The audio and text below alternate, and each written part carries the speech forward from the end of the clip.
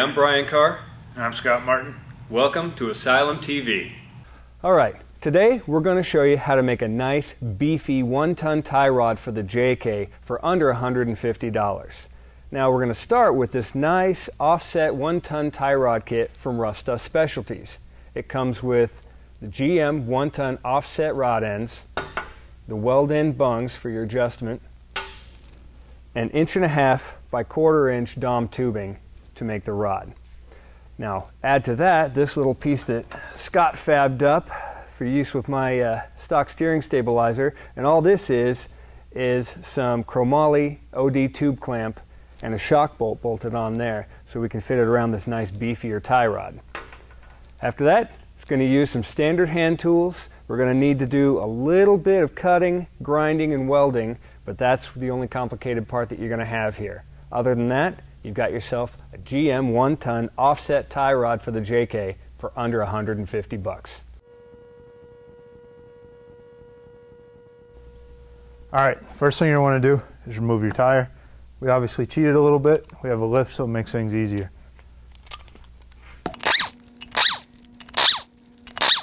Alright, once you have the tire removed, now we're going to remove your factory tie rod ends.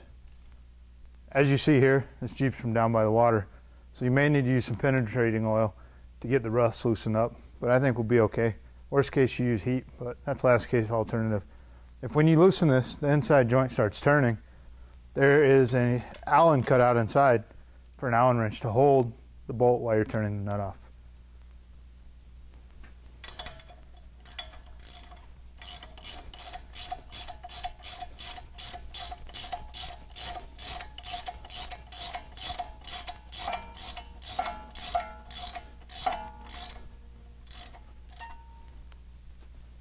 Easiest way to remove this is with a big hammer. We're not going to reuse these, so it doesn't matter if we damage the threads. But you don't want to use this method if you're going to try to reuse this tie rod end. One little smack's all it takes. Once you've got your tie rod ends loose, you don't want to knock them out completely yet, because we have a few other things here we got to remove. The factory steering stabilizer and the stabilizer bracket. Stabilizer bracket on this one's not too big of a concern because we're not going to reuse it. So we're going to take the steering stabilizer off and remove the tie rod completely.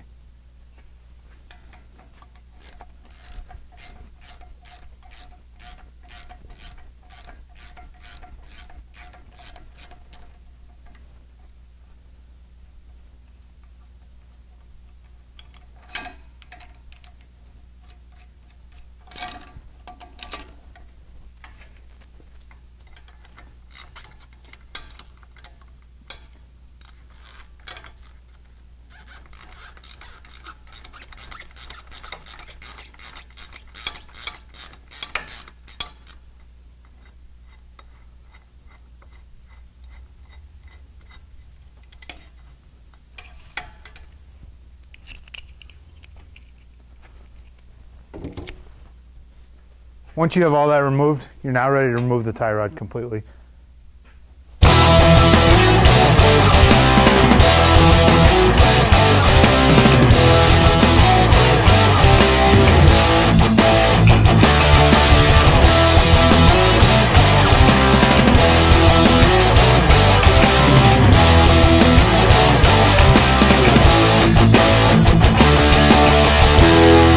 I find myself alone.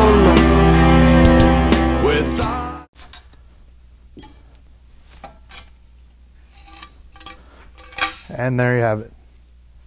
This is the factory one we just took off the Jeep. As you can see, it's got a nice bend to it. The new one we're going to replace it with is 1.5, 1/4 inch wall DOM tubing. Shouldn't have this issue anymore. As you look down here, you can see the difference in quality and size of the tie rod ends between the two. The adjustability and the strength, plus the availability of these, is a lot easier than the Chrysler ones. The price is right there too, at about $30 a set. All right, you want to lay it out, measure 50 inches. For this Jeep, 50 inches is going to be plenty. Give us plenty of adjustability left to right.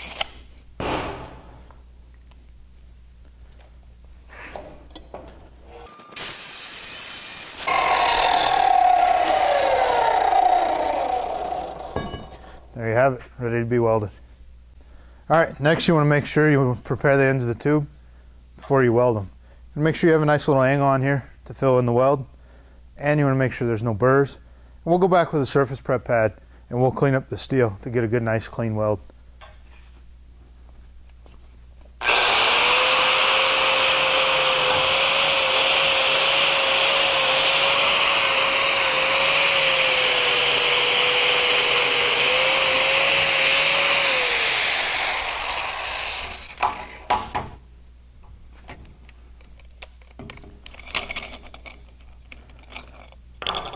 Alright, we're going to change over to our surface prep pad here. Get a nice good clean surface for when we actually weld our bungs in. That way we know it's nice and strong. It's not going to fall off going down the road. Alright, now we're all set up. We're ready to weld. The bungs are in place. We got the welder ready to go. So we're going to burn them in, make it permanent.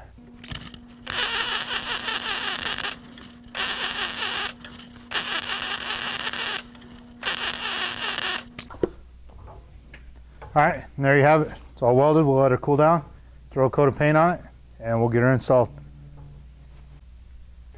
Alright, now that we've got our bungs welded in, we're going to go ahead and just hit the whole thing with a nice coat of Rust-Oleum Pro Flat Black. That'll give us a nice even black tone, and it's a good strong paint and it dries quickly so we can get right back to work installing it and trying to line it up back on the Jeep.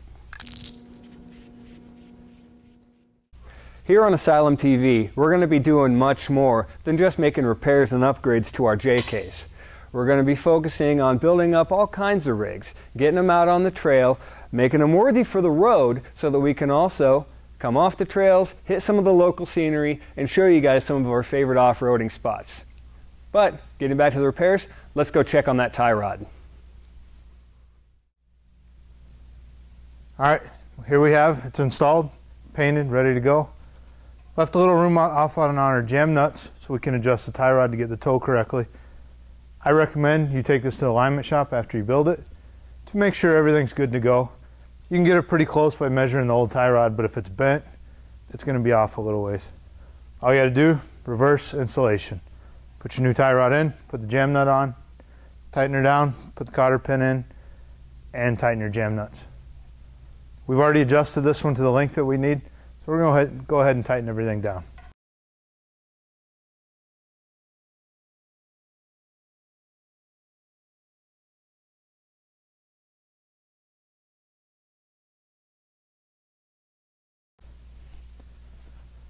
And there you have it.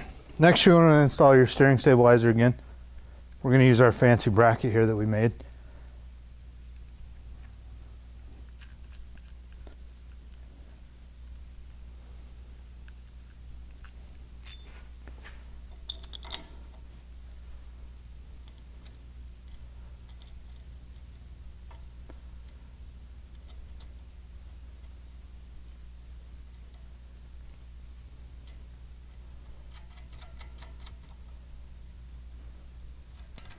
Alright, now that we've tightened everything down, we checked the fitment with the 17-inch wheels. They fit perfectly. Wouldn't recommend this with anything smaller than a 17-inch wheel, because once we turn the tires all the way, it's pretty tight space. 17, 18-inch wheels, you're going to have no problem at all. We've gotten everything fitted down, tightened up, got our steering stabilizer back on. Only thing left to do is drop it to the ground and really measure out our toe to make sure we got it correctly. Next thing, of course, like Scott said, you want to take it to an alignment shop. After doing a complete new tie rod like this, it makes sense just to go spend a little bit of money and have it professionally aligned. Now you've got all your different options here. You wonder why we did this tie rod, why did we make it ourselves? Well, you do have a lot of quality products out there. You got the Polys, the rock crawlers. They're good, solid tie rods, but they're also going to run you $325, the shipping, the tax. Like I said, this thing came shipping, tax, under $150. You got your options for your steering stabilizers. We stuck with this one that I had gotten a short while ago. It's an upgrade from the stock, but we needed our better clamp here. Scott put the clamp together for himself, made the nice new setup here. If you do with, go with a different steering stabilizer, you can order one of the Fox, one of the many other steering stabilizers out there. There are also some other clamps that you can get on here, clamps from Fox, Poly Performance, places like that, that are also going to fit a big beefy tie rod like this. So you've got plenty of options. Now let's drop her down and let's check our tow. All right, we've got our tie rod on. We've got it out and test driven. We've checked all the angles. We're not rubbing one bit.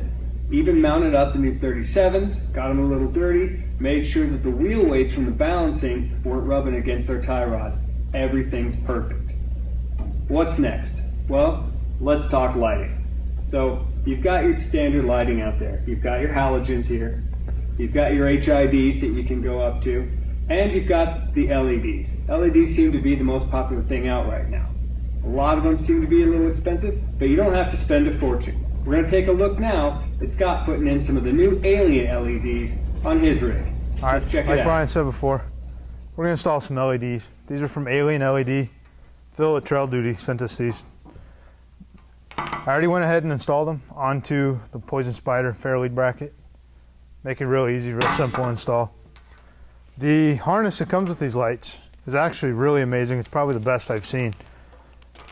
We're not going to use most of it for our install because we have it running S-Pod on the Jeep, but it comes with a fully heat shrunk, wired up relay ready to go. The light plugs have both weather pack connectors on the end of them. Really simple, already great length. Everything's already heat shrunk and wrapped. It's all weather tight. The switch is pre-wired. You drill a hole, put your switch in. Really idiot proof. So really the only thing that you're going to hook up on these lights using the Alien harness is a power and ground. Once you have that power and ground and you find a place to mount your relay, you're ready to go. You'll be running down the road with some bright lights. All right, well, since we're here, I have to pull this Fairlead bracket off. So we're going to take advantage of this time, and I'm going to wash and clean the synthetic line while it's off because it has to come off fully to get this bracket off. So we're going to pull it off, put it in free spool, and just start pulling. I've got a bucket of warm water with some soap in it. Then we'll let this soak in, get all the dirt and grime out of it. All right, now we've got the winch line removed. We're going to take our Fairlead off. It's as simple as removing these two Allen bolts. Very easy, very simple. Putting the bracket on is going to be even simpler because you just install it behind these.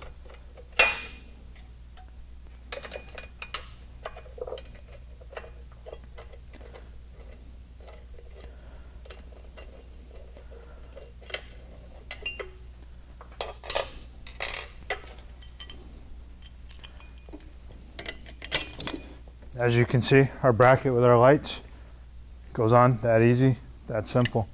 All right, as you can see here, we've already got them mounted. We ran the wires, cleaned it up with some zip ties, put them nice up and out of the way. Like I said, for this installation, we're running them to the S-Pods where we're going to grab our power. So it's going to be a lot easier. But it's all ran through. I've already ran the wires up here. We'll hook them to the S-Pod in a second, and I'll show you guys for those of you that don't know. But I want to reiterate, the harness that comes with these lights is very simple and very easy to follow. It's got a relay. You're going to find a mounting spot for it. You're going to run your harness inside for your switch and power and ground. That's simple. Very clean, all wire loom, heat shrink, very nice product. All right, now we're going to hook up to the S-Pod. We've already ran all our wires down and around, and as you can see over here, we're just going to hook it to the available switch we have using some normal terminals, and hooking it to the S-Pod's as simple as that. We're hooked up and all done. Ready to go out and enjoy our new Alien LED off-road lighting.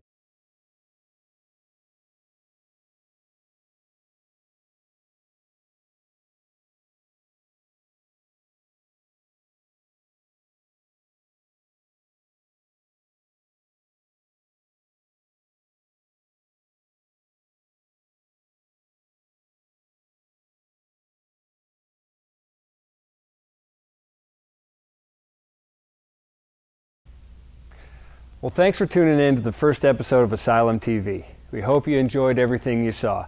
We're going to be bringing you more repairs, adjustments, and modifications very, very soon, as well as event coverage from events like the 2012 King of the Hammers. So come back soon. Thanks for watching.